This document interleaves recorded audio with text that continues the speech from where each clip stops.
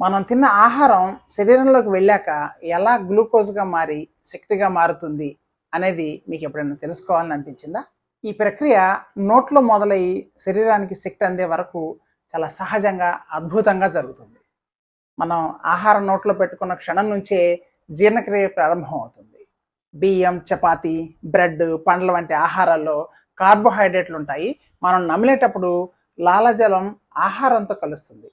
లాలజలంలో ఉన్న అమైలైజ్ అనే ఎంజైము కార్బోహైడ్రేట్లను గ్లూకోజ్గా విడగొట్టడం ప్రారంభిస్తుంది. తర్వాత ఆహారం కడుపులోకి చేరుతుంది. ఇక్కడ ఆమ్లాలు, ఎంజైమ్లు ప్రధానంగా ప్రోటీన్లపై పనిచేస్తాయి. ఈ సమయంలో కార్బోహైడ్రేట్ల జీర్ణక్రియ కొద్దిగా నెమ్మదిస్తుంది. అసలు ముఖ్యమైన దశ చిన్న పేగులో జరుగుతుంది.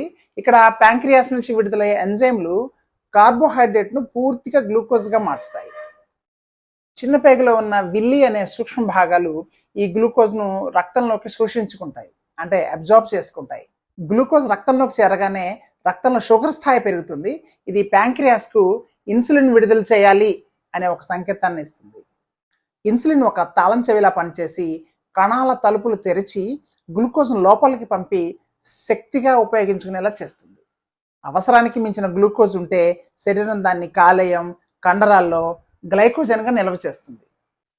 ఆ నిల్వ కూడా నిండితే మిగిలిన గ్లూకోజ్ను కొవ్వుగా మారుస్తుంది. ఈ ప్రక్రియలో సమతుల్యత తప్పితే లేదా ఇన్సులిన్ సరిగ్గా పనిచేయకపోతే షుగర్ రక్తంలోనే మిగిలిపోయి డయాబెటీస్ ఏర్పడుతుంది.